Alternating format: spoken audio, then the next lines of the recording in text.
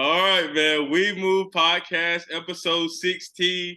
I got two people back. It's not just me alone. I got Ian Jones back. Ian Yes, is sir. back. Yes, sir. And then I got a special guest, winner of our March Madness Podcast Challenge on the We Move Podcast. A terrific man, special and dear to all of our hearts. My father, Bryan Umstead, is on the podcast. Dad, welcome, boy. Thank you so much. Good to see you both. Yes, sir. It's good. It's really good to have him on. Like I said, this is my dad. He knows Ian really well.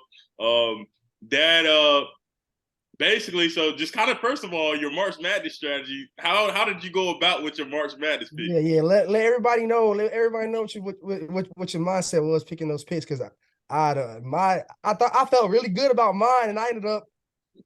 Yeah, just go ahead. Yeah.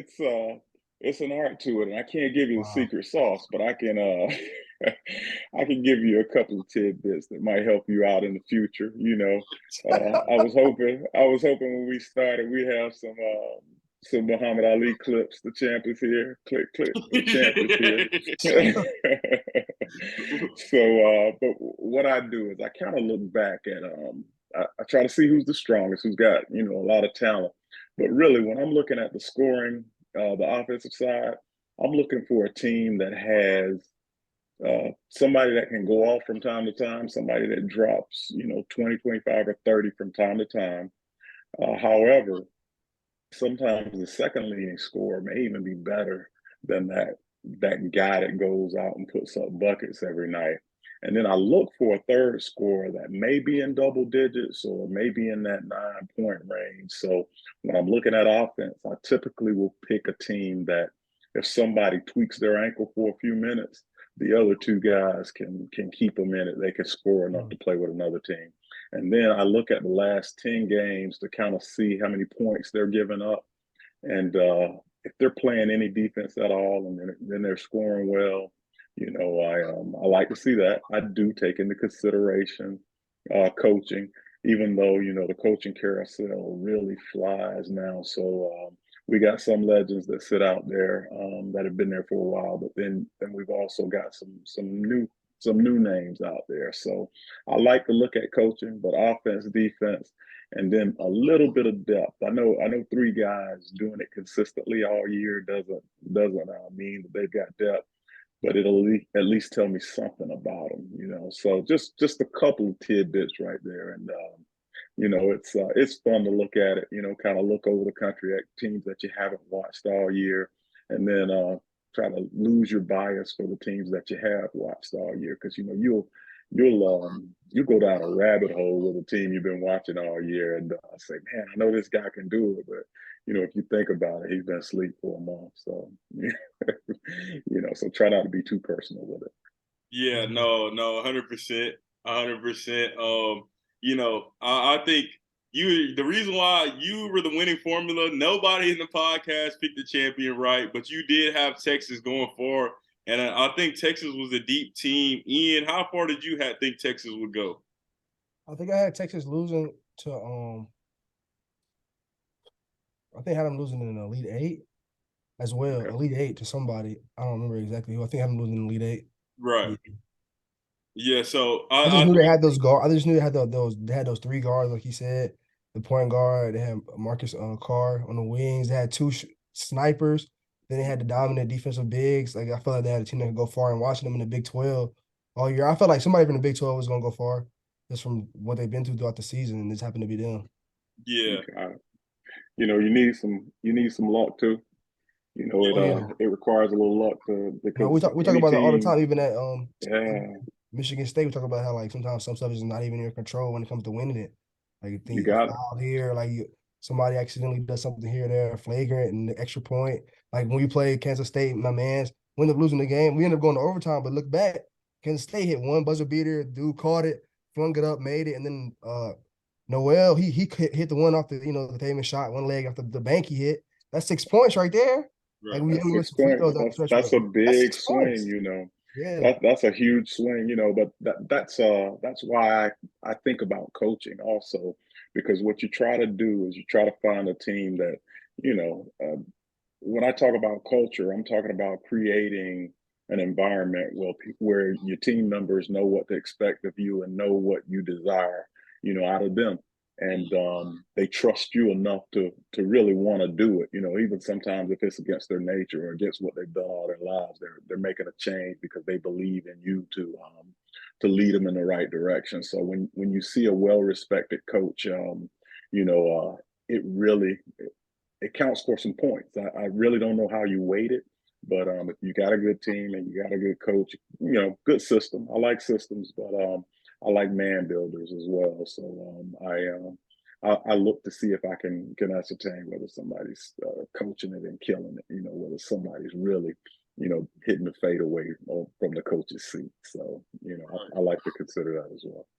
Yeah, no, I agree. I think that culture. I was just listening to Isaiah Thomas's interview with Matt Barnes and Steven Jackson, and he was saying that Indiana, Bobby Knight, like you see Bobby Knight yelling and all the throwing the chairs and the wildness, but they said Isaiah Thomas said that Indiana they had zero plays. Like with him, Mike Woodson, all those guys, they had zero plays. They would just run passing game.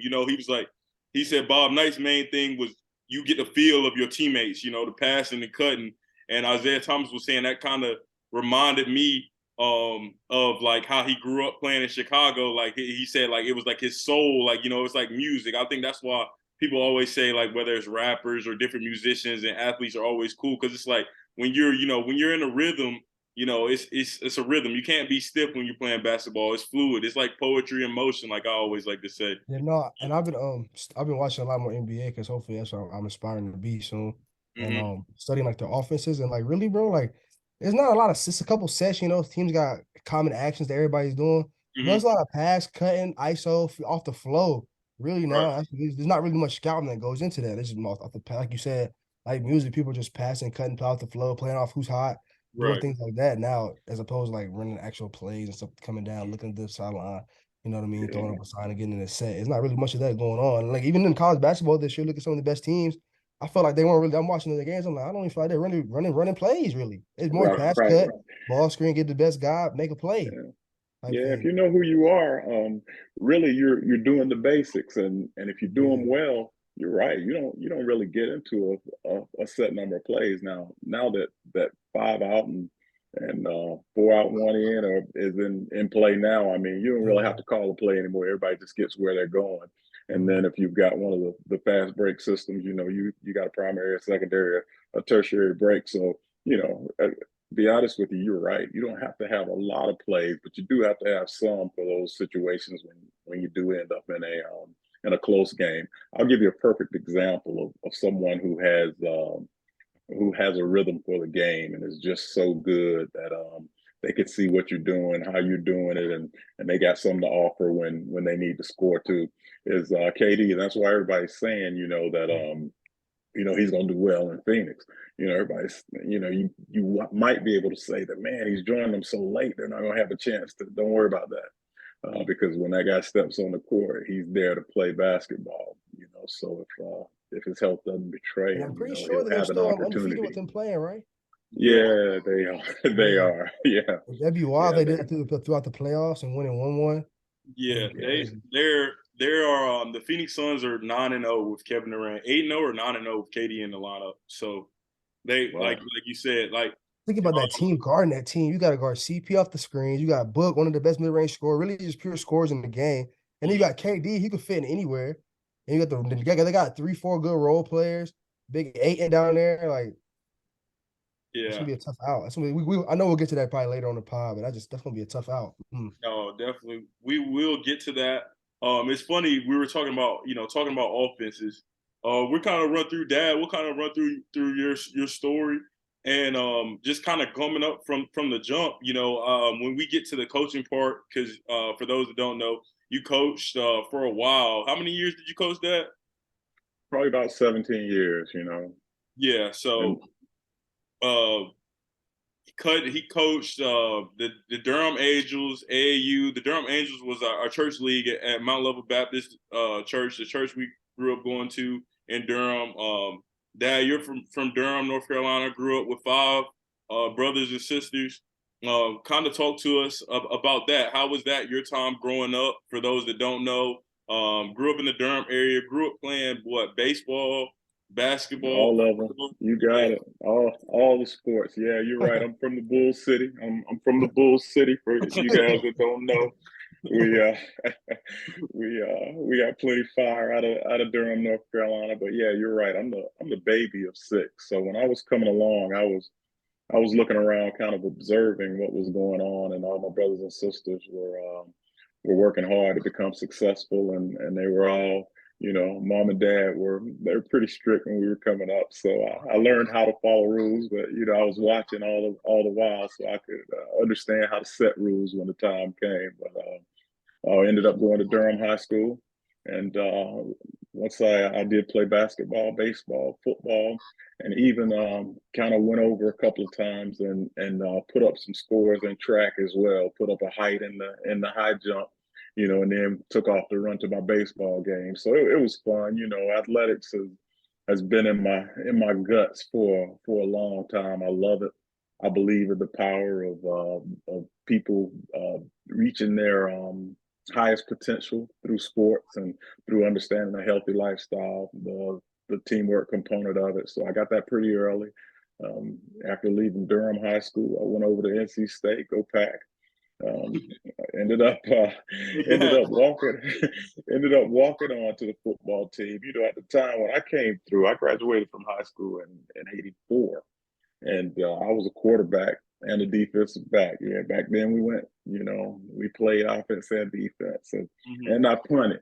So I enjoyed my football, but a lot of schools were recruiting me to play quarterback, and I said, no, I'm gonna go to NC State. My recruiting game was a game between Duke and NC State, and Duke had a quarterback that was just flinging the ball around. And we had a couple of good DBs at NC State at the time, but I felt like it was a good opportunity for me to go in there and maybe contribute. So I ended up going to NC State. We played for a couple of years there. Had Coach Willingham as my defensive backs coach, and our team wasn't all that successful. We had a couple of 3-8 seasons, and had a coaching change. Coach Sheridan came in, turned it around. Same players, same athletes, and we went 8-3. During that time, I had a couple of injuries. Ended up, staying with the team. Getting my money as they had promised me, and so I kind of did the inverse of what you guys did, where you came in and you were around the team as a manager and a player. They tried to get me back on my junior year. But I ain't want to give up that money. So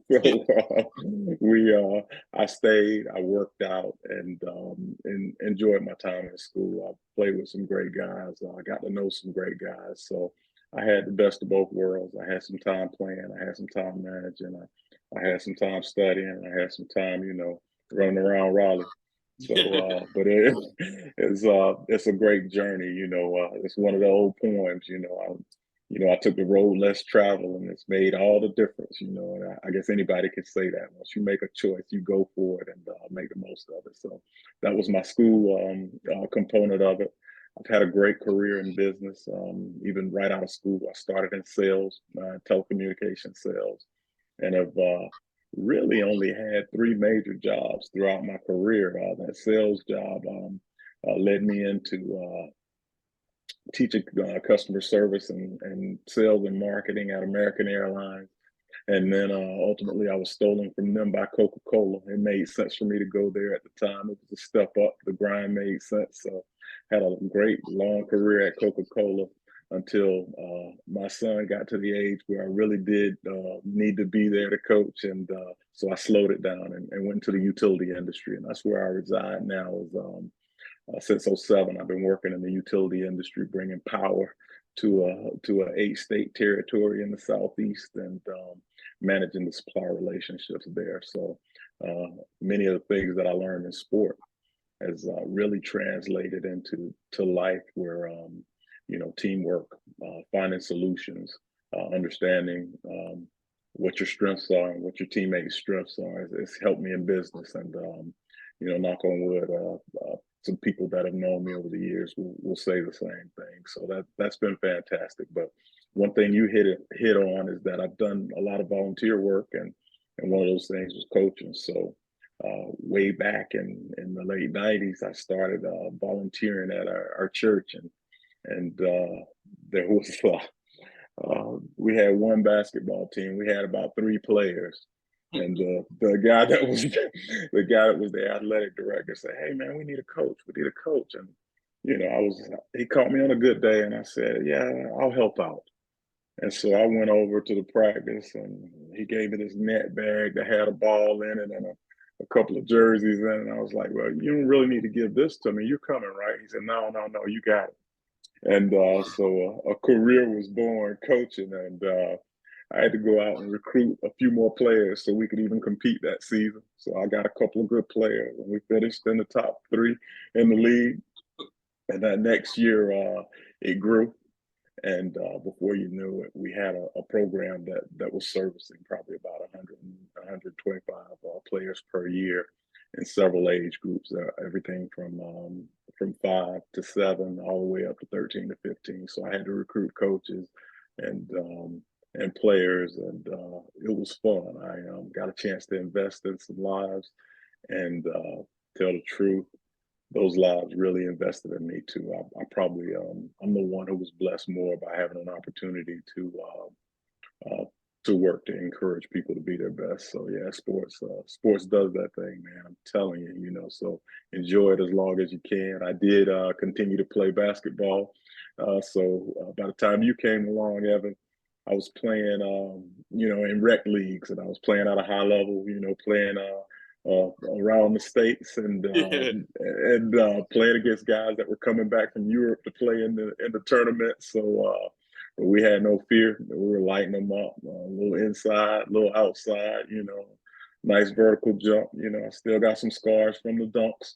And Yeah. yeah, I used to enjoy the long shots. So Yeah. it was fun though. I don't know if you remember, man. You were a No, kid, I remember that's what I was. There was so much. That was all these stories. I remember most of them, but I want to backtrack. I want to backtrack a little bit, ask you a few Take me questions. back. Uh, Okay. weren't you all conference in all 3 of those sports in high school? Yeah, I was a decent player. I was in football and I was in baseball. In basketball, I got there late every year from football, Mm-hmm. and I didn't make all conference in basketball, even though I had much respect from the guys, and they were with me on that. Oh no, I know for sure because when the church league that he's talking about, and we'll get into back into that in a second. I remember when I was playing in it earlier, Durham, like so I grew up in Cary, which is a suburb of Raleigh, and the kids like when I was growing up, I would play against on my playground and stuff, and at the Y in the Y League, and the competition wasn't great at all. Like we didn't have we had some really good players that were my age that ended up coming out of Cary that played AAU under my dad, under Coach David Fryer, around that time. But at the time I was growing up, I think I've said on this podcast before, I think like, I don't know if you remember that, like the best players we had, like Anthony from Cary, he went to like Fayetteville State, which is a good HBCU program. But other than that, we didn't really have great competition. So I don't, part of this was my dad was already coaching this team.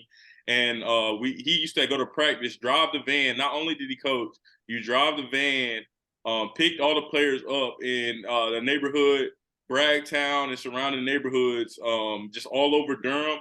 And some of these areas aren't the greatest areas. And the league was, um, you know, fantastic for that age group. Like we always say, North Carolina is the hoop state. There's a video, I think I have it on my Instagram, where I don't know if you remember this game, Dad. You weren't even coaching me this year. I think Brian Edwards was coaching, and you You were kind of got it. overseeing everything. Because You I got it. played in this league when I started it. Like I was probably about 7 years old. It's 9 to 12, but like I said, where I was playing, like I was playing in the Y League. Scoring whenever I wanted. My dad would pull me to the side, like, "Hey, go ahead and like this half." Get a certain amount of assists. So I steal the ball, go all the way down to the like basket, and then just like hand it to my teammate. They'll make the layup. That's kind of how the competition was. Um, so this league was like really good. So at this age, I was a little bit more advanced, if I do say so myself. And but it was a tough challenge. It was tough competition. And I remember looking in the stands, and the stands are packed. I didn't even realize it, but I look back at this video. It's Mount Vernon Church. You know, we're not gonna say. I'm not gonna call them. You know, but they used to have, you know, you're not supposed to have middle schoolers on the middle school team, Ian. You know what I mean? You're not supposed to have middle schoolers on. They used to be finicky with the rules. Dad can't say it because he was the coach. You know, he was the general at all the meetings. But I'm gonna say it, man. They used to always have a good team, and I was like, I remember that video is me 8 years old. But every year the league was always great. Like Saturday mornings, everybody would come out.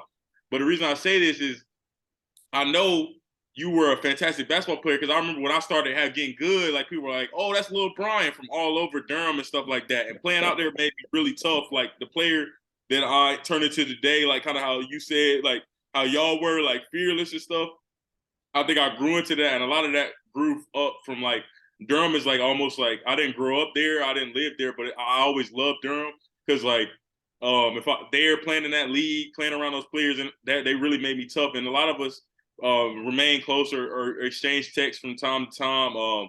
And that program, for those that don't know, like you're kind of being humble, but I mean, we had Jared Hendricks who played at Queens, Kentrell Barkley played at ECU. You know, was a really good player there. So things happened, but he was really good in Durham, really good in high school, Durham, all city.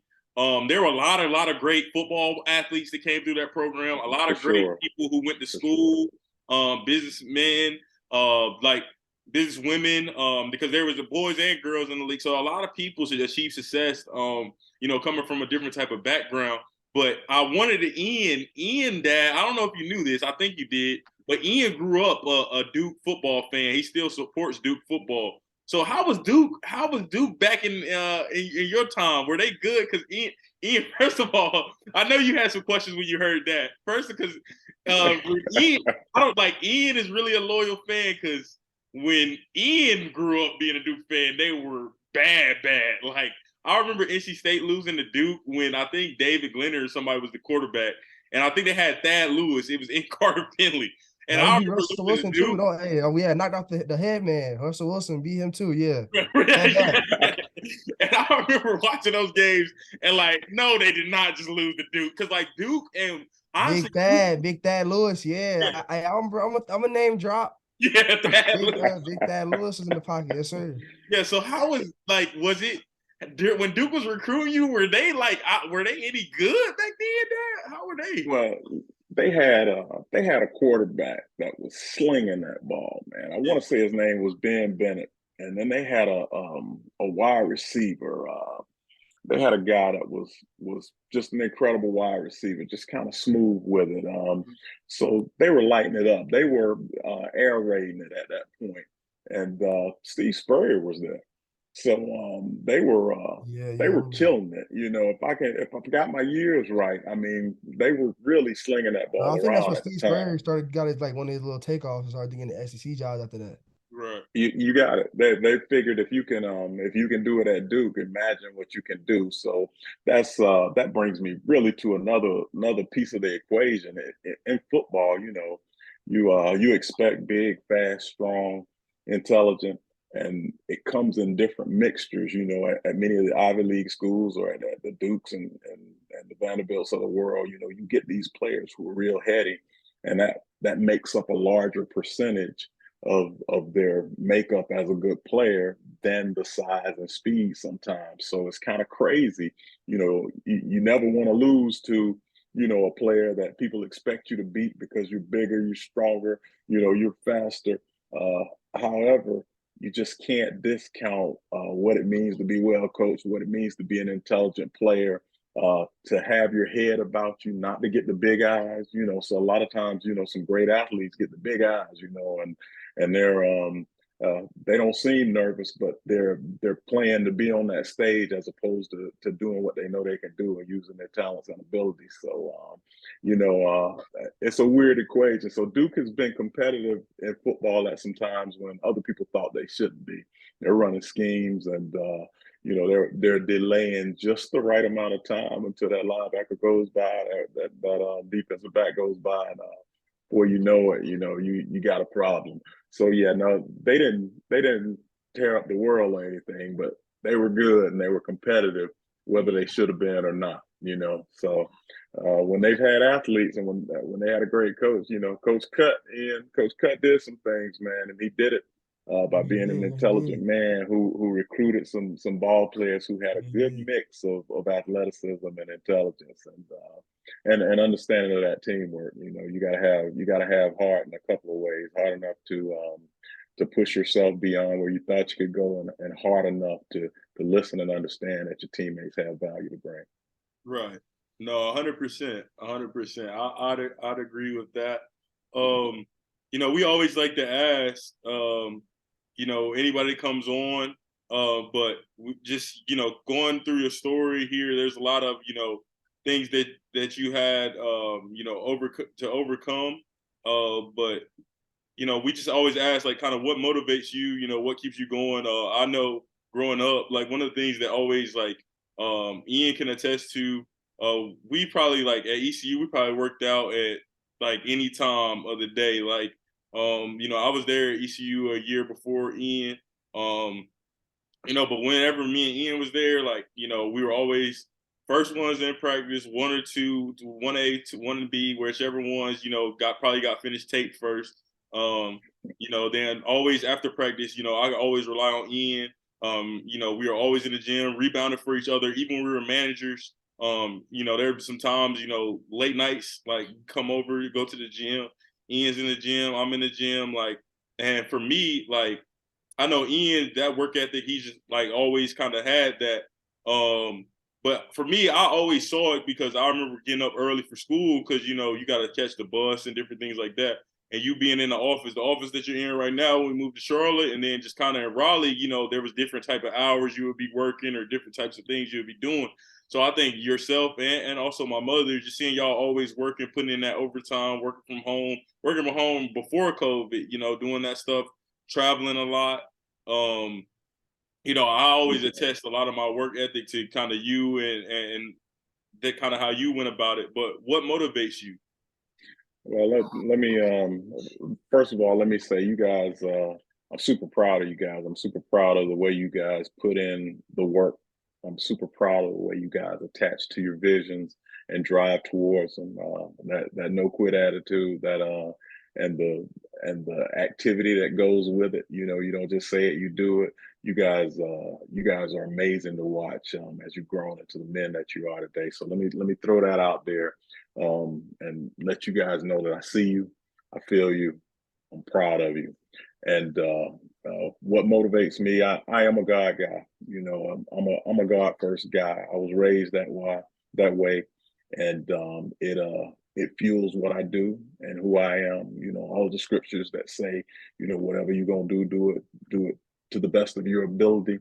I ascribe to that. I subscribe to every bit of that. So it's God, it's family, it's fitness. I believe that you can do more in a temple that's prepared to do something than you can in one that you haven't been preparing for battle. So I believe in that mind, body, soul thing, that God, family, fitness thing, and in order to do it, you gotta do it. You can't just say it, and if you say it to somebody,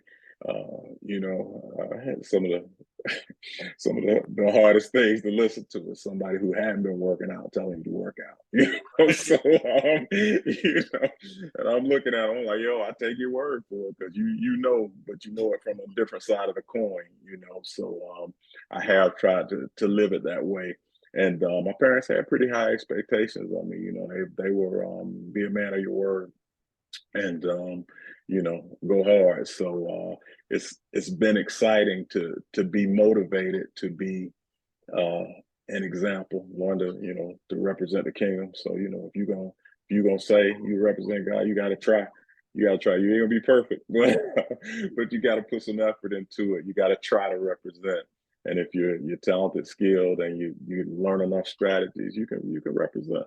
So that's one of the things that drive me. But you're right. I like to win. I think winning is so much fun. I think it's, I think winning is so worth the sacrifice, and sometimes it's up to me to convince athletes, family members, business people that winning is so much fun or success is so much fun. It can be put in so many different ways, but I believe that putting in the work on the front end is worth it. I mean, sometimes I go for long periods of time without real conflict, without real obstacles that people talk about every day. And I'm like, man, what's going on? Am I blessed like that? And the truth of the matter is that the same obstacles exist. The same things that I have to get around and go over are there.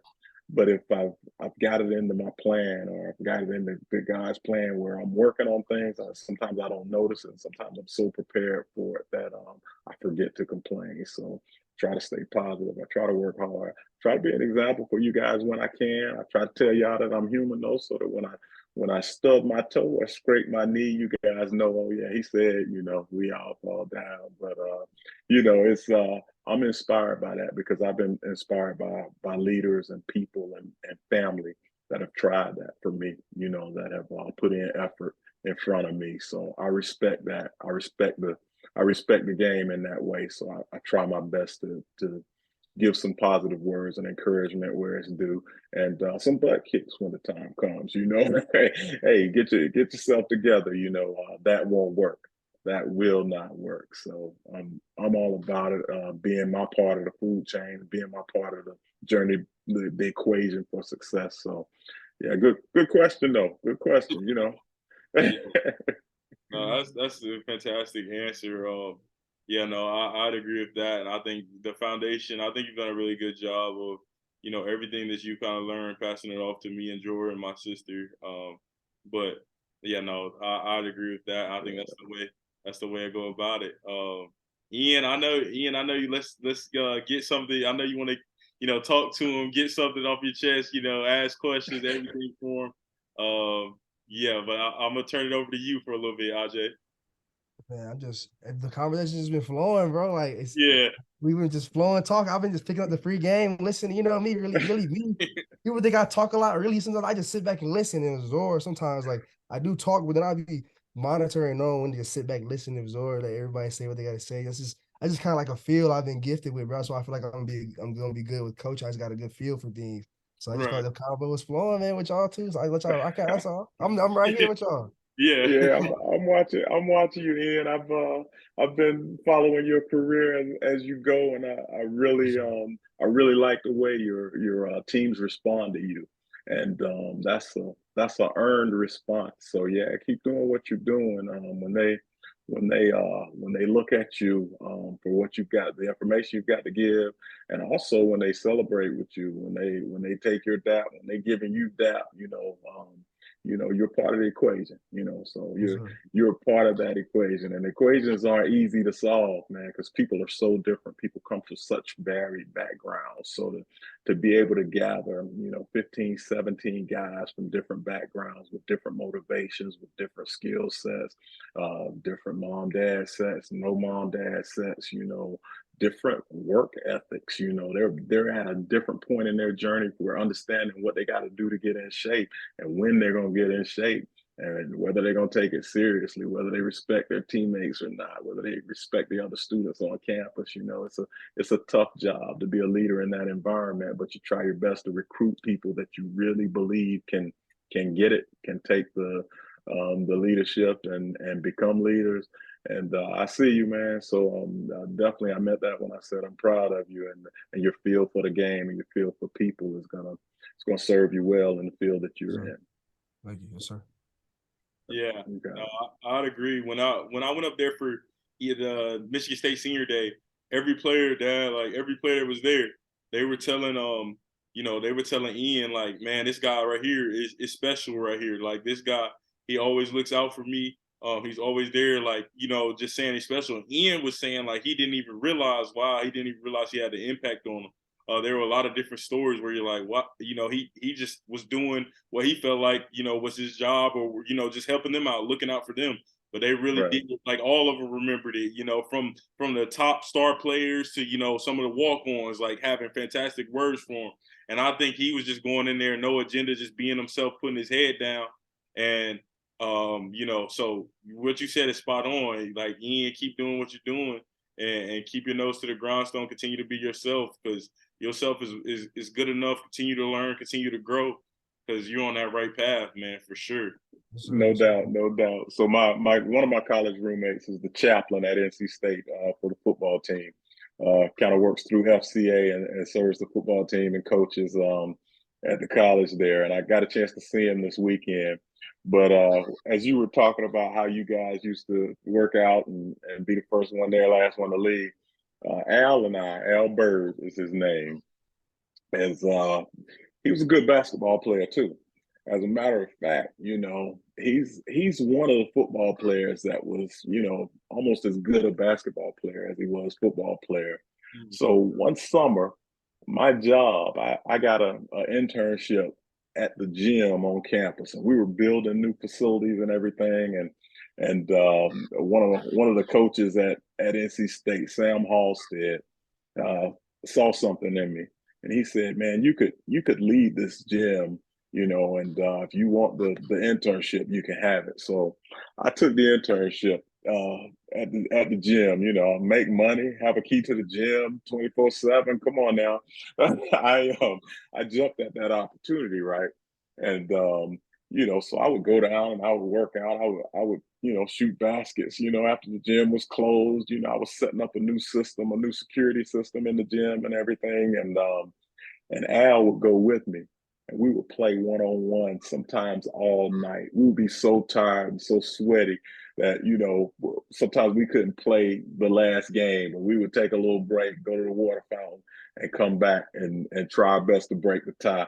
And then when he was coming back from his shoulder surgery, we'd also go to the weight room so I could make sure that when he got back on the football field, he had, full use of his body. So when you talk about meeting people that are inspirations for you at one point in life, and you try to inspire them, they try to inspire you, they want to put something into the relationship, definitely don't take it for granted. We were also blessed to have Dexter Royal as one of our roommates as well. And he actually lives in the area up here. So I get a chance to learn from him, even in his marriage, and just as a citizen up here. He's a great guy. I'm happy that I had a chance to grow up through some formidable years with him. And then, of course, I got a chance to see Big Bert, Albert Alexander, this past weekend for the reunion in Raleigh. It was great seeing him. He's hard worker, super intelligent, got a great family, and he's been my ride or die dog for a minute. So, it's the people that you meet and the relationships that you start when you're in college are they're lifelong things, man. So appreciate those people. As I said, sometimes you guys might rub each other the wrong way, but I will let you know that it's worth it to make sure you see to the core of that person, and you got your lifelong friend. I'm telling you, your dogs are your dogs, and they'll stay your dogs for life. So keep encouraging each other, do your thing. Yeah, for sure, we will. We never we never had to worry about that, where it was one-on-one or anything all night, just because I beat Ian every time, so he can't hold me. Hey, would you see who the loudest in the room is? I'm gonna just fall back. I know what really happened, so I'm gonna just fall back. I saw you, Ian. I saw you, Ian.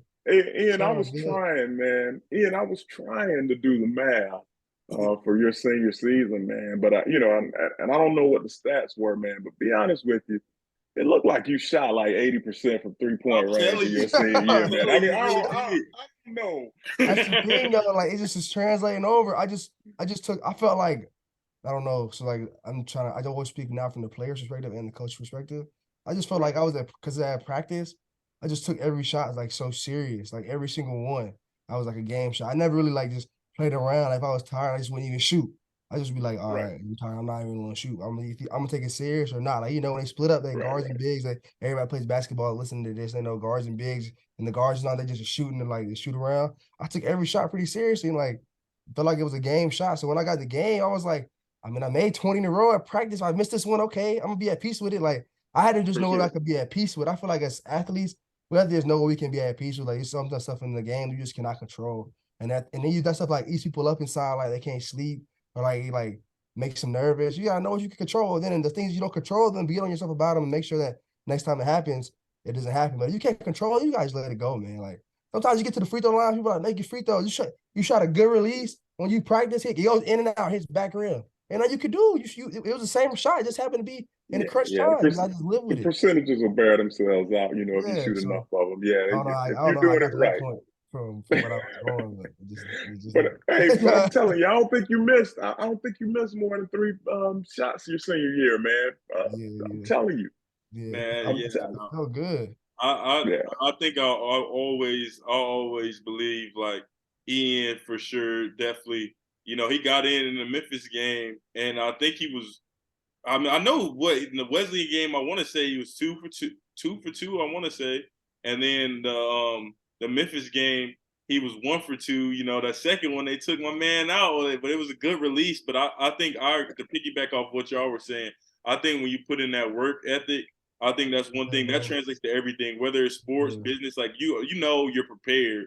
So like whether if I give out this business proposal or if I'm working with this supplier, and the deal doesn't go through, or we don't win, or I miss this shot, or as long as I know, from a coach perspective, I prepare my team. I gave them as much as I can, and then from a player perspective, okay, I know I was in the gym. I know I was taking stuff seriously. If my shot doesn't fall, if this floater doesn't fall, if this free throw doesn't fall, okay, like it happens. But I know, like, I'm not tossing and turning, knowing that there wasn't anything I can do more. So no, I know I this might sound like kind of cliche, whatever, but like the practices always feel harder than the games. Like I feel mm-hmm. like if you ever get to that flow, that state of flow, you in a good place. Like if you feel like you're working hard enough.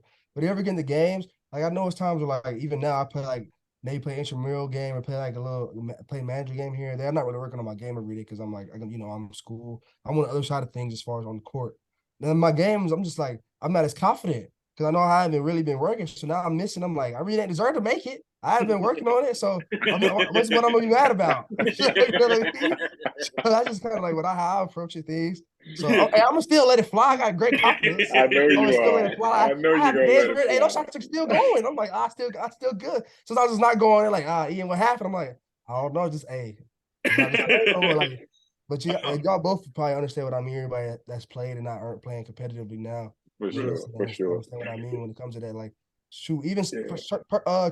you playing slow pitch softball, you just play baseball, you go out there and swung a bat in a while. You trying to go out there like, oh yeah, I'm back. Like, no, You wonder what you happened. might not be back. What happened? Yeah, What happened? that's for sure. That they used to play the men's league, the baseball Oh, league. you know it. You know it. I'm telling you, man. I played all kinds of sports, and I enjoyed it for a long time too. And Ian, don't let your game go too far, man, because you can enjoy basketball for a long time now. Yeah, for I may sure. have hooped a little bit too long, man. My knees are killing me right now, and that's so I probably couldn't beat y'all right now, but You till I definitely was could. You know, till let I me. was I'll say you till, definitely till could I beat was me right 50. I feel like I could be Till able, I I was feel like 50. I'll be able to shoot till I'm like 70. Like I just get that. I got it locked in now. Like right here, I got the five. You I know just it. got to release the touch. Give you 5 shots. You know it. Uh-huh. You know it. But let me go back to what you said, though. It might sound cliche or it might sound like you oversimplified. I promise you, there were times when I was coaching in the simplest of formats. I needed my teams to go out and make it really hard for the other team to score and take the high percentage shots on our end. And before you know it, we beat somebody by 30. And it might sound simple, but if you're taking your responsibility serious for taking your man, or when the switch comes for switching at a committed way, and then taking those shots. And I thought you were going to say when you were talking about your jumpers your senior year that you were choosing wise shots, but you were, and you had put the work in, so they were good shots, So you But taking higher percentage shots. Go ahead. I also feel like it's like a fine line there of like letting the game come to you and being aggressive. It's like a fine line right there. Because sometimes For people are sure. like, I'm just trying to let it come to me, and they always score like 6 or 8, and never really get off or ever have like a big career, but they're really good players. But there are sometimes Right. guys that are like too aggressive, but sometimes they'll go for like 30, but they'll have like several bad games. But sometimes they will go for 30 or 20 here or there, or have a good game. We're like, wow, that player is good, but really, just because of that fine line, they're so kind of over the fine line, or some guys are kind of under. It's like those fine balances, is knowing like when to take over, when I cannot be aggressive, or when to like fall back. I feel like that's also And something how that's easy are you winning too? yeah, So letting the game come to you also means that you're putting your team in a exactly. position to win. So if I'm not being so aggressive that I'm taking low percentage shot, what am I doing? Am I passing it Exactly. to the guy that has the layup? Am I using my speed and my pump fakes to get the defense closer to me so I can get it to this cat for a layup? So And you also can contribute in so many ways. sometimes you going in making an aggressive play better than somebody with a simple play. Right. That's Just right. depending on what team you're playing for. Yeah. Like sometimes like they need Exactly. you to be like, let's just say for soccer, for example, let's just go off basketball, just like to jump different avenues. You might have the shot and kind of like 60 yards out, 50 yards out, whatever. I don't know. That's kind of deep. I was like, let's say 30 yards out. You got the shot 30 yards out. You the high key player, but you letting the game come to you. You should keep passing. Y'all don't even get a shot at all. Things Yeah, like yeah, that. So that's why I say yeah. it's like a little fine line there. I always like to try to find and figure out kind of For like sure. And what then there's guys. sometimes where they need to see you just going hard. They need to Yeah. see that guy that they trust doing some stuff that caught them off guard. Oh, you just see him dive for that ball. Good Mm-hmm. gracious, it makes a difference when you understand the game and you want to make sure that you get your team way ahead and making the game easy. So yeah, fun stuff, man. Definitely fun stuff. You guys, I've heard you on the pod before talking about you guys being competitors. I've seen that. I see that in you. So even though we talk this cerebral part of the game, I know you guys. I know you guys are gritty dogs when the time Yeah, comes. like we just had a manager. We had to go down to Houston, and I played with our managers in like the little Elite Eight, Right. and we ended up making Okay. the Final Four. So we need to win one more game to make the championship. And Right. we were playing the defending champs Notre Dame. They played us. They had some good guys. I felt like we were better. We were more talented at least, But we see now talented doesn't in basketball. Talent is only going to take you so far, as For far sure. as when it comes to winning, especially games like that. I feel like it's about who really wants it more is going to execute down the stretch. Anyways, we were playing them, and boom, boom. I'm trying to think, how do we get on it? How do we get on this? How do we get on this? Talking about being competitive. Yeah, Gritty. yeah, yeah. Yeah. So we ended up Grind. losing the Yeah. game. Long story short, we lost the game. Like in the grand scheme of things, it doesn't really matter. Like we might have won. Like, oh, we were in that champions, but like I knew I was good, okay, because it was like the thing on inside of me was just so mad. Like Right. I'm Yeah. Yeah. dang, like how'd I lose that? Like no way I lost that. No I know. way. Yeah. But I'm keeping it cool. I'm like, yeah, good game, good season, everybody. You know what I mean? Keeping it cool. But on the inside of me, I'm burning, boy. I'm I like, feel you. Yeah. so I'm like, okay, because then I went back to the room. I'm talking. I'm like, okay, I still got that in me. I'm still a competitor. I still got it. And Mhm. those little things like that make you know, like, all right, I still got Yeah. that little twitch in me still. Oh yeah, no, Right. you'll never lose that. Yeah. So for me, it started like honestly, it started like that's why like it's funny because he said that like he knows he had that we have it in him. Everything that you see, like I know you see how I was at ECU. Everything you see from me, I got from this man right here. Because listen to this, man. I started playing the Y when I was 3 years old, 3, 4 years old. And at 3, 4, 5 years old, they don't keep the score, right? They don't keep Yeah. it. But me and my dad used to keep the score in our head. So we used to keep the score. Like, all right, it's for I me. did not say that. Bro, That's him talking. I didn't Okay. say no, when we that. was 8 and up, before you keep going, when we was 8 and under, bro, I used to be screaming and score out on the court like, hey, y'all, 22-20. Hey, y'all, 22-20, yo. Yeah. Like, keep going, Ed, keep Yeah, going. no, okay, yeah. So, but what he like? If he can say he didn't keep it. I kept the score. I kept the score in my head. So like they used to sub me, like they used to sub me out, because you rotating the wire, everybody can play. And I used to come over like, come on, like it's like it's 16-12. Like I'm not Yeah, telling. Obviously, I'm 5 years old. I'm not telling yeah. my dad put me in the game, but I'm just like, what's the score? It's 16-12. Or ask my sister or somebody, my aunt Ann, like, what's the score right now? It's like, oh, it's 16-12 or whatever it is. And I'm like, man, 16-12. I'm over there getting nervous. But like one thing, like you Ian, you can attest to this. Like at ECU, if we lost like a drill, like break it down between purple and white. Like I'm sick. I'm mad. I'm doing the Yeah. planks mad. Like everything. it's just I wanted to win everything. It's just because that just from the jump, like when every time, my dad never not one time in my life, never was like, you got to get 20. Never, not once. He never said like anything about my stats. He never, and this is talking about AAU, 17U, 16U, 15U, 14U, when it was time to get offers. Like he always said, like, take your shots, be aggressive. Like, you still have to, be aggressive, lead your team in a way. And that, like, obviously, if you're doing that, you're going to score and get stuff like that. But he never not once said it. He always said the main thing is winning. And I thankfully, like, since I was 3 years old, man, since I was 3 years old, when we were on the Angels, we never had a losing team. Because, like, that's why I said he was the coach. And, like, every year, whether he got players, whatever the case may be, we always had a competitive team. And it was always about winning championships. We always want to have that trophy at the end of the year.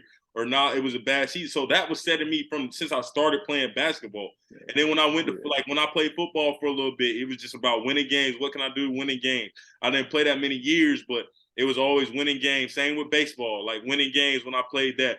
So like, and the guys that, when I was in high school, we always used to, you want to go to those elite camps and different stuff like that, or AAU tournaments. So we had long road trips. My dad had this Escalade with a TV in the back, and he always played the Chicago Bulls like documentary with Michael Jordan and them. Like, that's like, one of the, at the time, I guess the Spurs were winning when I was young, but that was the greatest dynasty that had some, other than the Lakers, the early 2000 Lakers, that had a dynasty like that. And obviously it's Mike, our never lost in the championship. So like, when we was coaching me in AAU, and Dad, we didn't even get to that. We'll get to that in a minute. But when he was coaching me in AAU, it was about, we won state championships, whether it was USBA, USSSA. And I used to be mad because I'm like, man, we could play AAU, we could play on that level. But we won national championships, church league champion. It was all about winning. High school, when I went to Apex, it was a winning program at Apex. Like, shout out to Quavis, my guy Quavis, if you listen to that. I was deciding between. And then shout out to Corey Gensler. I know Ian, you know Corey Gensler from Garner Road. So that was like, and Michael, what's Mike's last name, Dad? Reed? Is it Mike Reed? Reed, yeah, Mike Reed. Reed. Yeah, his dad played football at State, ended up playing in the NFL for a few years too. Yeah. So like that was to a couple of my like guys from, Mike Reed went to Cary, but I had always heard, little stuff about Cary, like there wasn't necessarily a program that I wanted to go to. And then like Apex had, always been a good program. And then Green Hope, where Quavis went, they were on the up and coming. They didn't get over the hump, whether I was in high school, but they had a good young coach. They liked me when I was deciding where to go to high school. But Apex had Coach Neal, who I think was like a manager at Carolina and stuff. And they had TJ Evans, TJ Wells, Ian Boyd was going there. So I'm like, oh, I'm going there. Like, we can win the state championship there. And then when we moved in the middle of my freshman year, as Dad was talking about. Yeah, so we moved, but when we went to Charlotte, like obviously my parents always took academics. We had to go to a good academically school, which we always did. So it was between Huff and Mallard Creek for the schools I was going to, like depending on where they would move and move my sister. And those are two solid areas of Charlotte. And Mallard Creek had a really good football program, but the basketball program wasn't that great. And like I said, I think I said on one of the other podcasts, football, like basketball, I was like probably, I don't know, I'll let my dad tell it. I probably was more naturally gifted at football, like because I put down football like in sixth grade. I played like 1 year. I played when I like flag when I was young, and I put it down like I was playing basketball.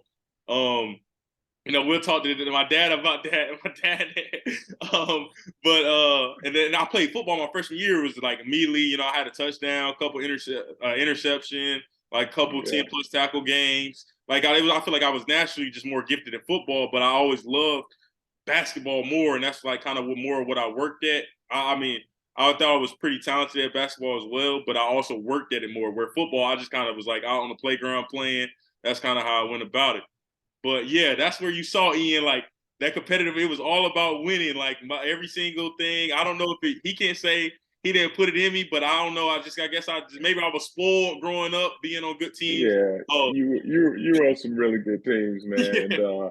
And actually, that winning ultimately was a byproduct of doing things the right way. So I love to hear you say you remember us winning all those championships and winning all those games. Mm-hmm. And there were times you guys have to remind me to give you the story about one of the national championships that we won. I can't remember if it was a USSSA I I think it was, division win, yeah, against New Jersey. yeah. Go ahead and But give him yeah, that story, Dad. go ahead and give it Don't to wait on it. I gotta wait on it. Give me a second. Give me a second to finish. The story.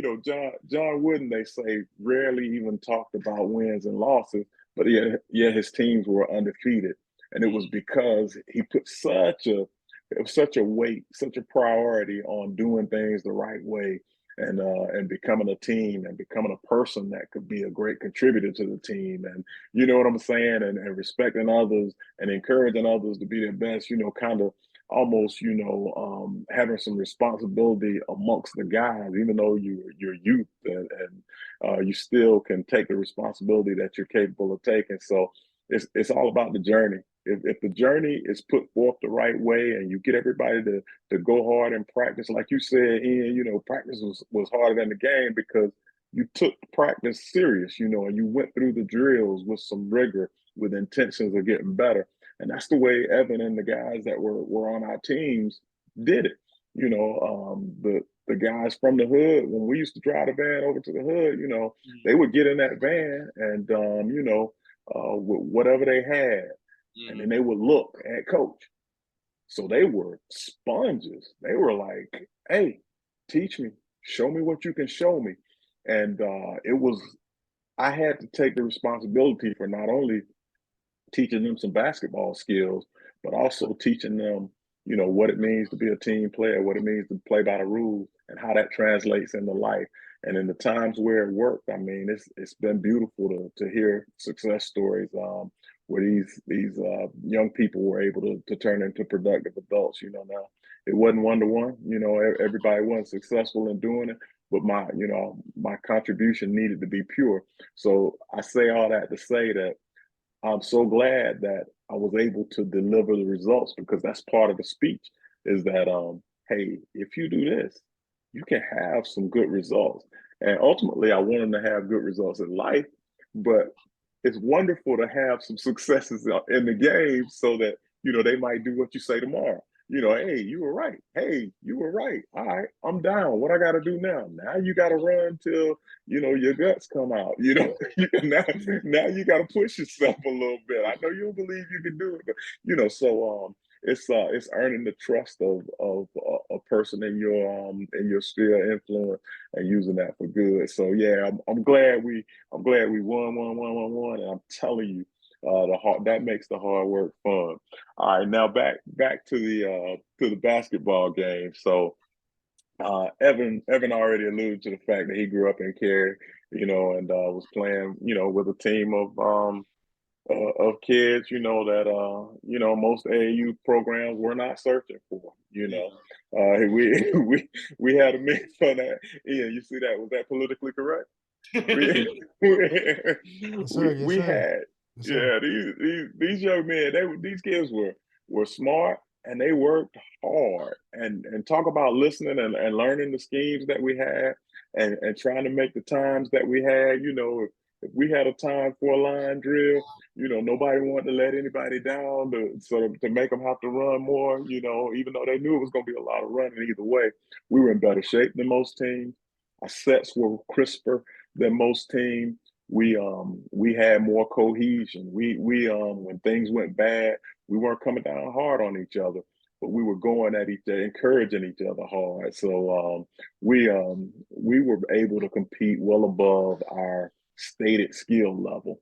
And so in this particular game, in this particular tournament, we were playing against a team who was getting ready for AAU Division One nationals, and they wanted to try to win Division One USSSA so that they'd be ready for AAU. This was a team from New Jersey, and they were much bigger at every position than us. They were faster. They were doing the doo-wop dunks and warm up, and and they won. They got to the championship game before us. So they came to in the stands, the kids and their parents, and they were going to watch the game to see who they were going to play in the championship. and they had already picked out the other team that they felt like was going to beat us, and then play them in the championship. So they were saying, "Hey, we're not going to be as easy to beat as this team you guys are about to play." And we're looking around like, "Wait a minute, why are they telling them? Why are they talking junk to the team that we're about to play like they expect to play them?" So we came out and listen.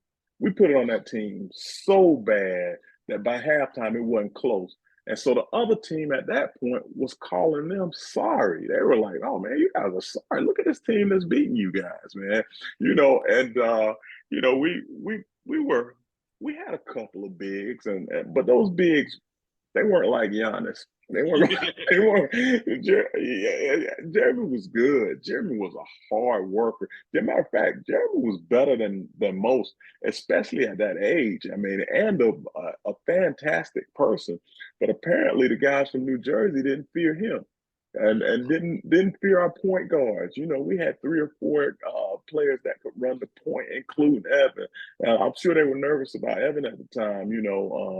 Because he had fair enough size and ball handling skills and a shot and could defend. And Cuevas wasn't tall, but Cuevas could defend. I know Cuevas put fear in a lot of people's hearts. But basically we looked, blah. We looked average. So ultimately, by halftime, the other team knew they were going to play us, and they just started laughing. They were like, "Oh my goodness, just go ahead and print out the trophy." So we won the game. We shook hands, and we went and hydrated. We got our oranges, we got our water, we got our sports drinks, and we prepared. We rested our legs for the championship game. And when we came in, the team from New Jersey, they were laughing. The parents were laughing. And I mean, to be honest with you, the parents were disrespectful. I'm gonna go ahead and tell it like it is. They were disrespectful. And so we take the court and we pressed those suckers. We pressed them the whole game. Smacked them.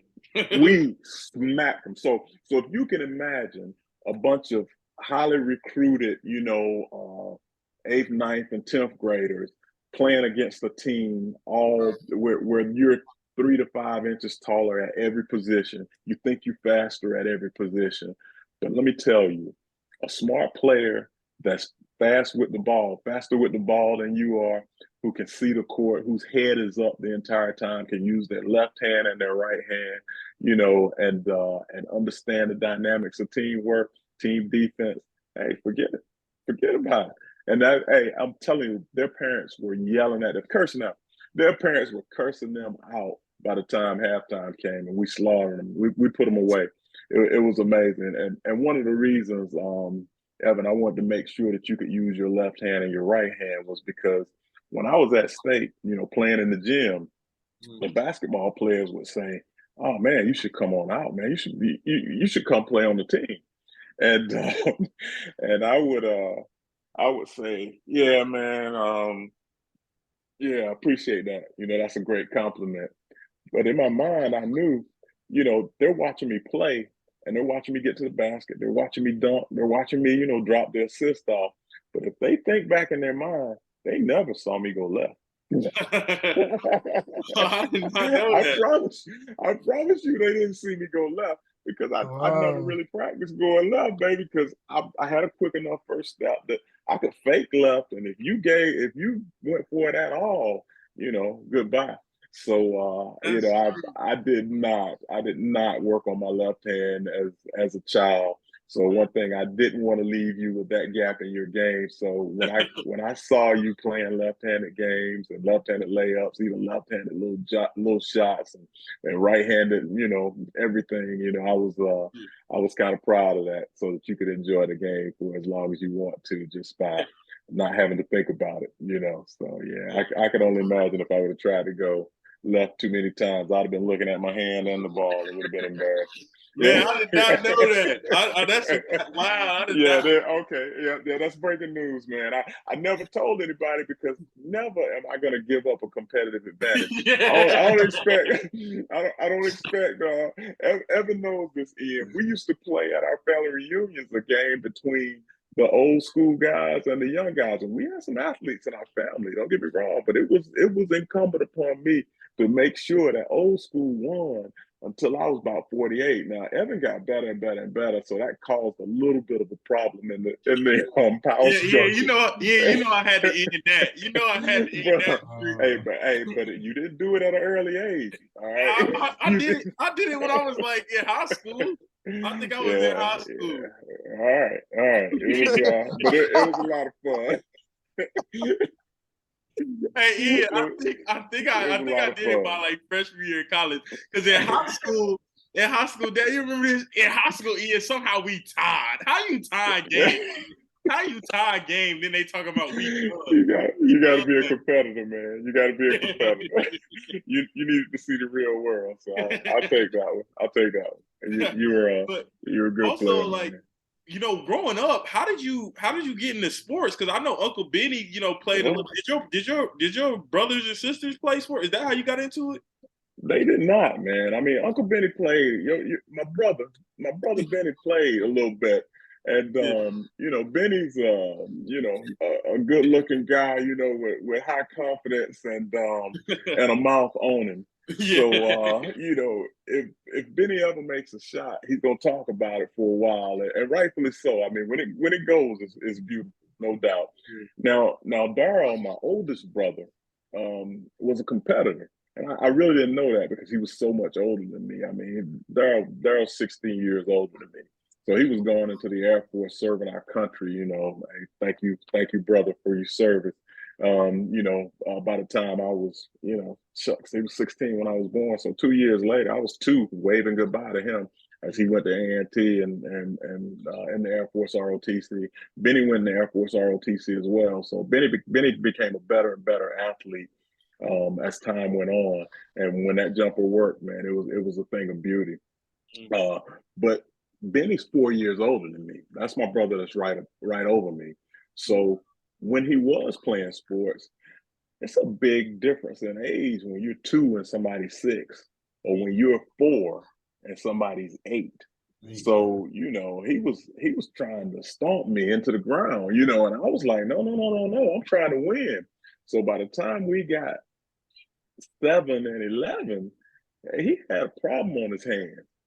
And so, as time went and I got older, I could understand he had great pride in bringing his brother to a game to play, and put me in with the older guys because he had trained me up well. He had posted me up when I didn't know what a post up was. So he had talked junk to me when I wasn't really a junk talker. So I guess I do have to give those guys some credit. And now my older brother Daryl now is a heck of a tennis player. Even at his advanced age, he's a winner and he's a competitor. So it's always been in him.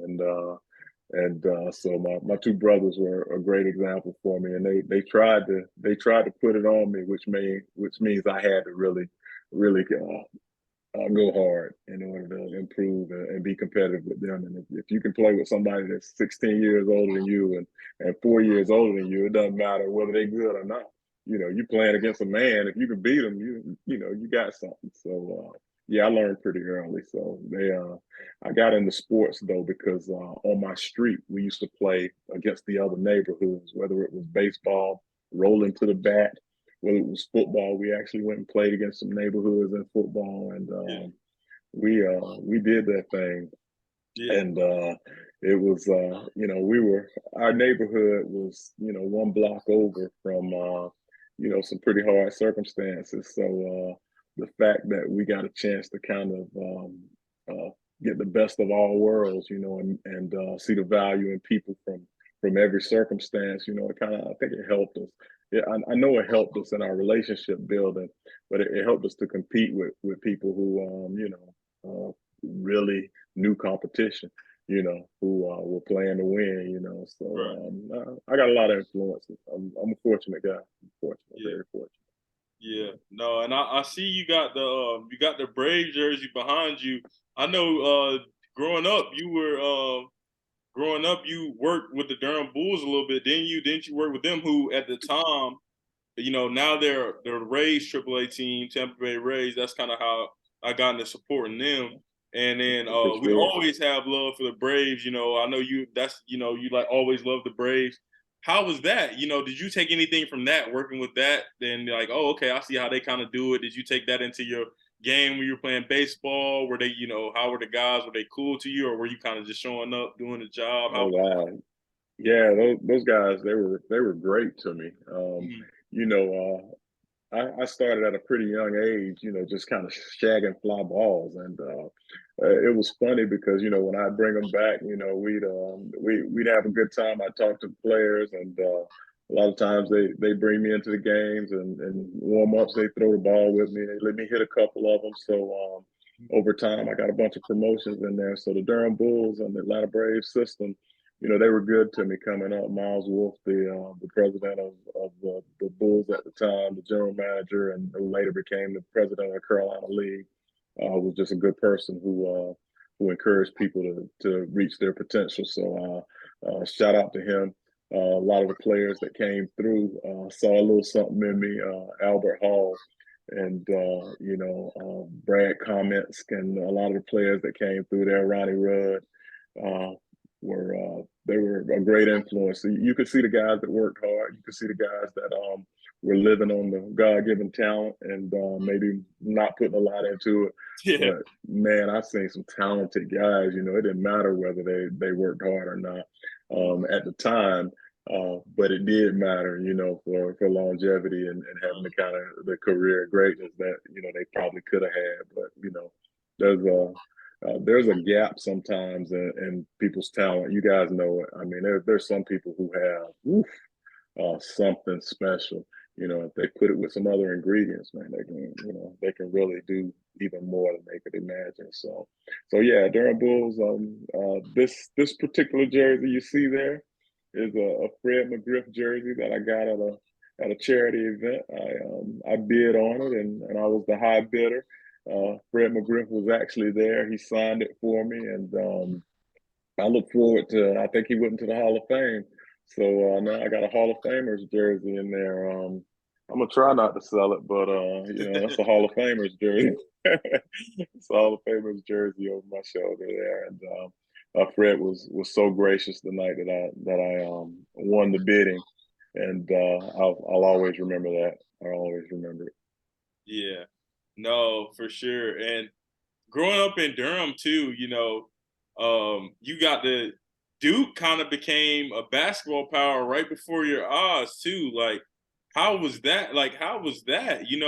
Because Krzyzewski was hired when you were what, a teenager probably, and then you kind of Yeah, watched everything. And also, Ian, the point that kind of my dad was making, like our team, the AAU team they was talking about that won that championship. So we played that team from New Jersey, and then our team, like we didn't pass the eye test, but we looked like like one of those Duke teams, like from when you were young, like with Kyle Singler and John Shire, Greg Paulus, and like Gerald Henderson, Nolan Smith, like, we look like one of those Duke teams. So it's like, oh, and then you play a team that's long, tall, athletic. They're looking at us like, okay, we should be able to beat these guys. But like you said, we did have those guys. But just for context for Ian and for those on the pod, that's what they always slept on us. But it just put a chip on our shoulder, and we knew how good we were. So we just had to you get some. got it. Yeah, those Duke teams were fun to watch, and a lot of the athletes actually did their student teaching at Durham High. So I got a chance to shoot around with Gene Banks, West Philadelphia, born and raised. During gym period. So Yeah. we had a good time with the athletes when they came over. So I go back as far as the Gene Banks and the Jim Spanarkles of the world, the Mike Jaminskis of the world. When I see him commentating, I'm kind of laughing because I remember him lumbering up and down the court and doing things technically sound so that they could be a competitive team. I remember Kenny Denard coming into Duke and finding a way to work hard and build the kind of physique that could box anybody out and grab any rebound and battle and contribute to that team. I remember when Johnny Dawkins came in. I remember the speed with the ball and without the ball. I remember him staying low and keeping his head up and being able to go both ways with that basketball and make the passes, make the shots, and just be a competitor, but always in athletic position. So a lot of times when I coached, I implored the kids to get in athletic position so that your body is poised to pounce and do what you ask it to do, what your mind asks it to do. So yeah, I saw some great basketball players, some great people come through there, and watched Coach K coach them up. I later had the opportunity to help them raise funds for the Emily Krzyzewski Family Life Center there in Durham, so that the youth in that Durham community would have somewhere to go and play basketball. And I'm proud of being able to contribute in some way to that. Shout out to Bricky and how he put that together, and Coach K for making sure that there was some closure to it. So and Johnny Dawkins for helping.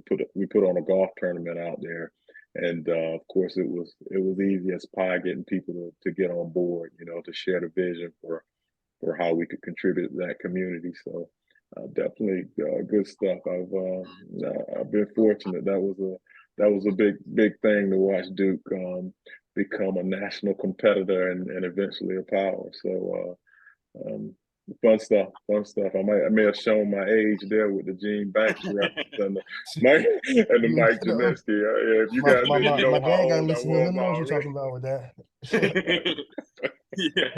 Yeah, no, for sure. You took it back there for a My minute. dad played against Bricky actually in the state championship actually in high school.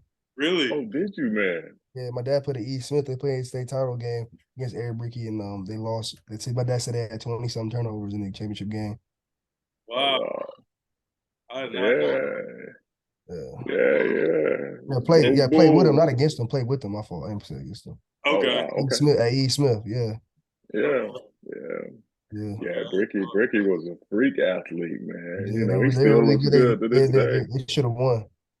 Yeah. Wow. Definitely good stuff. The Yeah. stuff, the stuff you learn, It's man. crazy how that tied in, right? Yeah. Yeah. How about that? Yeah, You were that's ready with that tidbit. yeah. It's amazing the stuff you learn, man. One thing I want to say is we appreciate you, Dad. You always gave us wisdom throughout our time at ECU, throughout my life. So I really appreciate you coming on. So we're very thankful to have you on. It's an honor. Congratulations on winning the We Move Pod. Well, thank you very much. Sir, before you go, man, you gotta pick these playoff these first round games. You gotta pick these first round matchups. Yeah. At least pick the playing games. Who you got winning out the play in? Tomorrow Oh we got the man. Heat and Hawks, and we got the Lakers and Timberwolves. Oh man. I was walking by the television the other day, and everybody was saying, that the Lakers are going, kind of walk through this. They've been going hard, trying to build something so that just for this, so that they could one. They tried not to be in the playing game, but they actually, as I talked about the journey that they've gone through this year, really should have equipped them to win this thing. But y'all not gonna get me on here picking games because because I'm telling you, at this point, those teams are they're toss ups, man. You never know. Even the Hawks, man. The Hawks might show up out there and Trey throw Young their love thrash he won on the somebody. road. Trey Young went on the road last year at Oh The Cleveland, Hawks. and then the year before that he went in New York Knicks, bro. The Hawks can win on the yeah. road now. The Hawks. Listen, man. I like the Hawks Yeah. too. I do like the Hawks. I like them too. The Hawks. Win I mean, tomorrow. maybe in the play-in, but y'all gotta understand they are walking into the Lions. Then they get to play the Yeah. Bucks or the Celtics. Who they're walking into Yeah, the Lions. not much they should be able to do from there. But yeah, I think I won't start picking games in those because there's uh, anything can happen on those first couple of nights. But you're right, the Celtics and the Bucks are ready. Phoenix is preparing for something big. You would think if the Lakers get through, be honest with you, nobody's going to want to see them coming. They've got some talent, and now they've got some structure that'll give them an opportunity. And I like I like how the coach is coaching, so they can be competitive, but they could just as easily go out in this first game. I mean, it's they're in a position. They started out slow, so they gotta win a lot of games to get through this thing. So, but it'll be exciting. It'll be fun. It'll be fun to watch. Got a fair number of superstars. I mean, who you got, Ian? Who you got going through this thing? Well, Oh, yeah, I got the Bucks or I got the or the Warriors. I'm not the Bucks or Warriors probably. Okay. I'm probably not really. I really want the Knicks to win, but I feel like they could beat the Cavs if they could get one on the road. I feel like, but the Bucks, I feel like they would have won last year if Middleton didn't get hurt. That's just my honest opinion. I feel like they would have beat Warriors or Boston. I know Ev like Boston or whatever, like, but I feel like they got internal things going on in Boston. I don't know. I don't know if they can win or whatever going. I wouldn't pick Boston, but yeah, probably either the yeah. Bucks, Suns, or Warriors. As a three, I'm going with. Sorry, Okay. LeBron. Bro, I feel like Bron and they might lose tomorrow. Honestly, They might lose yeah. tomorrow. So They absolutely might, or Timberwolves they are pretty might. good. Yeah, we'll see what They are a happens better with that. team, but they could get them tomorrow. Just how things flow. You got it. You got it. Yeah. I'll tell you that that Cleveland team. Be careful with them. They might make it through. They might make it through a round or two. Yeah. But I mean, I think I do agree that there are a lot of dangerous teams. I think this could shape up to be one of the better playoffs we've had in a minute. Yeah, it is, man. I It's think been it a minute will since we be. had one this competitive. At least since I've been alive. Since I've been watching, it was the Lakers, then it was Braun and the Heat, Spurs saga, then it was Cavs, Warriors, three-peat saga, and then now it's back a little bit of parity. Yeah. So No, I think it go a lot of ways. But Dad, before you go, I do want to have you just like you know me and Ian just talk quick. You know us. Go ahead and give the pod, kind of just the progression throughout the years for us, kind of how you can do Ian, you can do myself, just going up, how it was like obviously coaching, parenting me, and then like with Ian, just meeting Ian, his progression, and then just some words for Ian's finished up his time at Michigan State, is moving on to new things. We think, I don't know, Ian may break some news here on the pod. We'll see. But and then just kind of for myself, I want to, and everyone who listens to the pod, if you could give us some wisdom as you always do. But if you want to do that before we let you go. well, sure. The thing I want to say is that you guys are ready for whatever's next.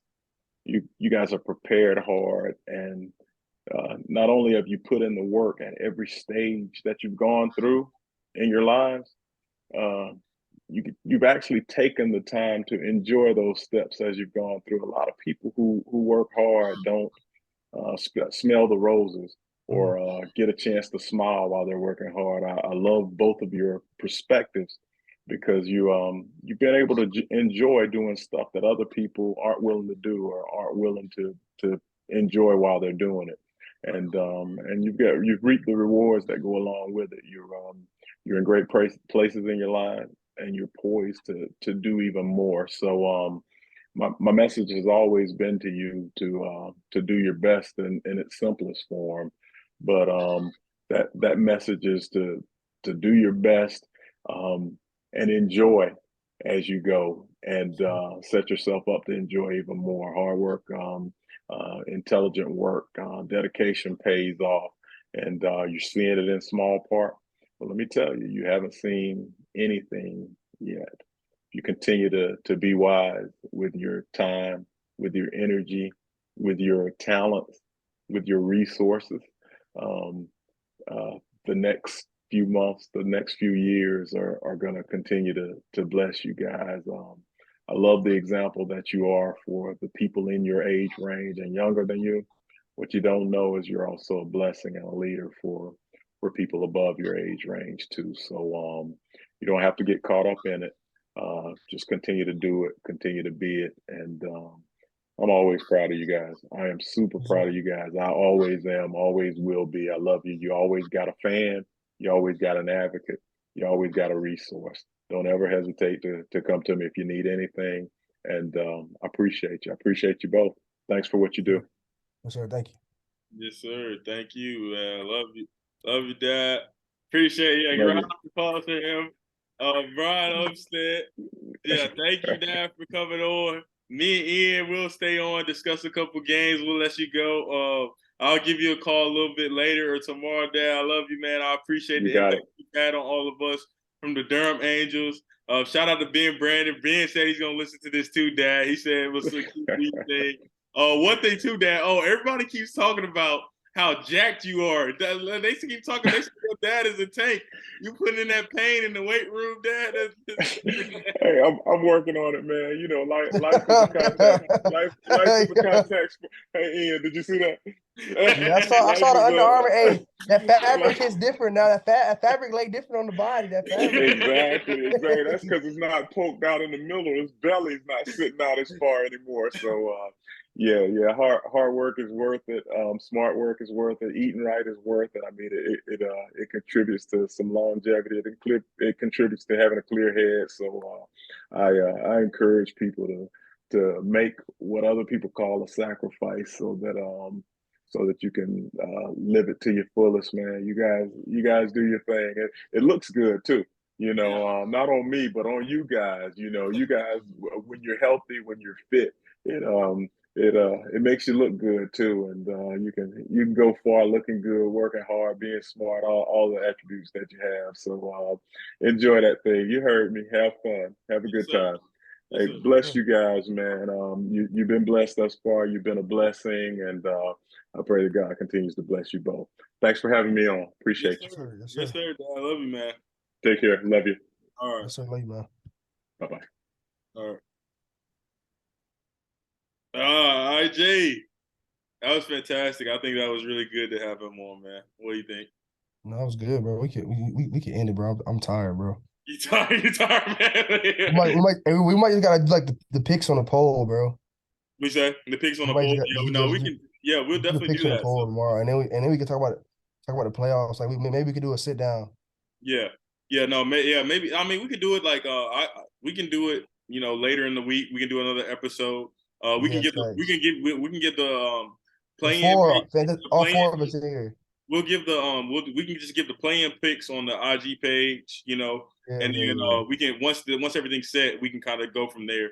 But Yeah. I think that was good. You know, I think That was fire. um, you know, a lot of free game there. You doing all right though? Talk to the pod. Let people know you good, man. Welcome back on the pod. Let them know you good. Oh yeah, I'm great, bro. Just grinding. You know how it gets, bro. Sometimes you just don't can't get around. It's like this doesn't figure out your schedule. Can't get on the Yeah, pod. Y'all know, especially during March that time. yeah, It's hard for me to get on here. So I'll be on here more often, more consistent, especially baseball season. I'm locked in. As soon as I'm off to somebody put the Rays on here, see what they still, I think it's 0-0. Let me see if it's still 0-0, bottom five, undefeated season. These boys trying to go 162-0. It'll never be matched. It'll never ever be. This will be the greatest season of all time. I'm gonna be 8 years old. It's gonna be a team. Like, man, it's the greatest team I've ever seen. Damn, like, you don't know about them 2020, them 23 Rays. It's gonna be like the 23 Rays. The no, highest payer was getting the highest paid player was gonna get like 15 million. Like, they wasn't even paying nobody, bro. yeah, man. But no, definitely, we'll have to have you on more, man. It's good to have you back on here, man. Thank you, Bryan Umstead, for coming on. Thank y'all for listening, tuning in. AJ, I'll give you a FaceTime call, man. You know, looking forward to, you know, one thing too. I know I posted on the page, but thank you, man. We were all rooting for y'all, Michigan State's, man. Great run, finishing it in the Garden. You know, it was a hard fought game, probably the best game of the tournament in your, you know, your home growing up, you know, childhood teams arena. So that's awesome. You know, thank you for that, man. Thank y'all. It was a good run right up with y'all. You know, I know you left a good impact on Michigan State. We can't wait to see what's next, bro. So thank you for that, man. We always rooting with y'all, man. But yeah, thank you for that. Yes, sir, bro. Yeah, but thank y'all, man. We Move Podcast, episode 16, starring Bryan Umstead, Ian Jones back in the building. Let's go, Yankees. Oh boy. Let's go, Yankees. Anyways, we I'm keeping move. the energy all season, bro. This the year. Base knock, boy. Yeah, Calhoun. Sindel. Man, right now it's 2-2, top six. Playing bad game for the Guardians after we sent them boys packing last year. Yeah. Send them packing. Yeah, I remember everything y'all said to me. I ain't forget nothing. Oh Cleveland. wow! And the I'm coming back there. Oh yeah. I got a little. I'm coming back up there Saturday. Me and my brother, game 1, Knicks, Cavs. I'm going in there. Spoiler alert! I'm gonna take the black mask, the Joker mask in there. We come out of there. Aha! Do your head go steal game 1? Yes, sir. oh man, playoff time is here. Knicks, Cavs. We will be live on location. We may have to give y'all a pod in Cleveland, man. The Knicks will be in the building. It looks like I think it's gonna be the best series of the playoffs, the first round at least. It looks like it's gonna be that to me. It's gonna be a war. I'm excited to be there with my brother, his New York Knicks. I still haven't decided who I'm gonna pick, so I'll give that to y'all later in the week. But We Move Podcast, episode 16. I Bryan know who we gonna pick. Don't let him ever fool y'all. I already know how you about to do me, but it's all good. Carry on like you were saying, brother. Go ahead. I don't always move like you move. See, for the people that listen to this pod, he always picks against my squad. Always. He don't ever ride with us. But last year, y'all know cap. I ride with last the Cowboys sometimes. That's cap, bro. he don't ride I with ride us. with the Rays. I ride with the No, Rays. not when the never chips pushed in. Not when the chips pushed into the middle of the table. You don't ever ride with us. First round. Who y'all pull the Cowboys play first round? Brady? The Well, no, Bucks. I You didn't had the ride. Bucks. I didn't ride. You Yeah, right. yeah, exactly. Yeah. Y'all see how I don't be riding pod. I do not be riding his teams because they always tell me. But I don't be riding his. No, if you would have run up to the front, we would have won. See, the thing is, I'm the one. You know, he can't say I always know what to do because last year y'all can go to it because there's a proof on my Instagram. Evan Umstead on Instagram is a proof on there. The Yankees, Cleveland. I rode with my brother. I was not riding with Cleveland. I did not ride with my fellow Ohio folks. I rode with the Yankees. Y'all hear my voice in that Judge video. I rode with my brother. So he can't say I'm still up in the air because I'm like, I know my boy Brunson. I've been riding Brunson all year. Y'all know my boy Brunson. He a playoff performer. He is. He gonna show up. But at the same time, I gotta see it from Randall. I gotta see it from RJ. I know Quickly. I like Quickly hard. But then on the other side, I know Mitchell's gonna score. But when it come down to it, can he finish? I don't know. Harlan too. They go. Oh, we'll see. Exactly.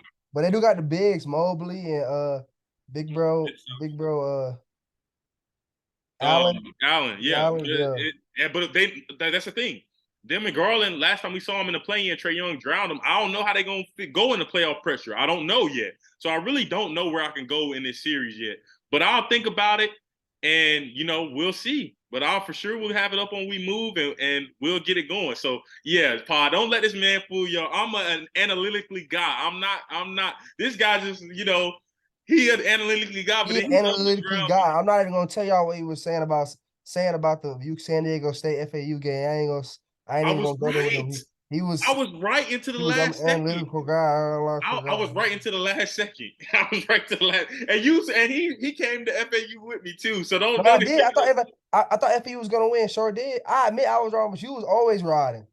I was riding with San Diego State for the first couple days. Then I kept reading the media, kept looking at stats, and started watching. I was like, okay, maybe FAU might win, and I ended up picking them at the end of the day. I lost. Sure did.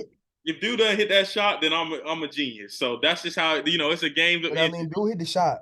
Okay, it's a game of inches, but don't act like you wasn't on that on the boat drowning with me. Yeah, don't act like you was on a boat drowning. All the free throw rebound cutouts. It's a game of inches. Let's not act like he was on the boat with me, y'all. So let's not even do that. He was right there on the boat with me. So we both got drowned together. So let's okay, we can go mano. What's up? We'll talk about I like Timberwolves a lot. Yeah, sure do. Tomorrow? No. Yeah. I can guarantee you the Lakers will beat the Timberwolves tomorrow. Because Jason making guarantees on the pod. Remember the coaches was, I guarantee you win the Super Bowl. I guarantee this and that. Them teams always lose, man. I mean, I guarantee the Lakers, the pot. See, here's the thing, y'all. Analytically got here. Analytically, I'll break it down. Shout out to my guy Worldwide. Analytically, Umstead. Shout out to my guy Worldwide Wob. I'll just get my play-in picks then right now. I don't have no problem with that. Shout out to my guy Worldwide Wob. The Timberwolves, most analytically, their best lineup had Jaden the McDaniels and Naz Reid in it. Both of those guys will not be playing. McDaniels, that's another thing. We always say stay in your body. McDaniels punches the wall, breaks his wrist. Rudy Gobert punches. The team's in a disarray. The Lakers are in playoff mode. LeBron James is in playoff mode. I can't believe Ian said the picks he said. I'll discuss about that on the West. On the West, he was talking crazy. So I got the Lakers winning. Yes, they're 7.5. I think it would be pretty close, but at the end of the day, when you have LeBron James is not losing playing games. He already drowned Steph Curry. He didn't lose a playing game? Didn't he already lose one? Nope, he did not. He beat Steph Curry. You can look that up too. He beat the Warriors because he was the 7th seed. It was the same situation. It was the Suns that drowned him. I apologize, Paul. My emotions got the best of me. I apologize. It was the and Warriors. they only drowned him because Anthony Davis got hurt. No, Suns drowned him because they drowned him. Carry on. No, they were up 2-1, and Anthony Davis got hurt, so we moved. About to go up 3-1. Anyway, we move. Drowners get drowned. Hawks Heat. I got Heat culture. You know, I think they're gonna. At the end of the day, I think the Heat are gonna prevail, and you know the Heat will be the 7, and then the Hawks. I think, and then Bulls Raptors. I think the Bulls. I don't like this how they aren't playing. They have Levine and DeRozan, but that's like legitimately it. So I'll take the Raptors, and then the Pelicans. Thunder. I like the Thunder. No Zion kind of hurts, but I think Shai Gilgeous. Actually, I don't like the Thunder. I like the Pelicans because Brandon Ingram is playing at a different level. CJ McCollum. I think just the Thunder just don't have quite enough. And then on the Thursday games, the Timberwolves against the Pelicans. I think the Pelicans will beat it, and the Timberwolves will fall out of the playoffs. I think what happened on Sunday is going to put them tailspin them out of the playoffs. So I got the Pelicans as the 8, and then the Hawks and the Heat. I mean not the Hawks and the Heat. The Hawks and the who was the other game? The Hawks and the Raptors. I think that the Hawks will get it done and be the 8 seed. So that's me. Sound good, man. Sound good. Yeah. I'll make my playing picks. Ian can stew over it. You know, I stand on my business at the pod. We Move Podcast, episode 16. You got anything else to say, sir? You said more. No, I got nothing to say, man. I got nothing to say. All right. We'll try to get y'all another episode this week. Honestly, we might get y'all an in-person, in a podcast studio. You know, I met some people out here that said they had a podcast space, but that could be capped. But we'll see. AJ will be in Ohio this weekend. Saturday. What you coming through? Saturday, you gonna leave Tuesday or Monday after the game? Probably. I'm coming Saturday. I don't know what I'm gonna do. I might leave right after Saturday. I don't know what I'm gonna do yet. Okay. We'll talk. We'll figure it out. Thank y'all for tuning in. No, this was a good one. We Move Podcast, episode 16. Ian Jones, Evan Umstead, Bryan Umstead featuring. We signing out, man. Appreciate you, brother. It's a parade inside my city. It's a parade inside my city, yeah. Hey, Lakers in 5, Lakers in 6, Lakers in 7, Lakers in 4. We move. We out.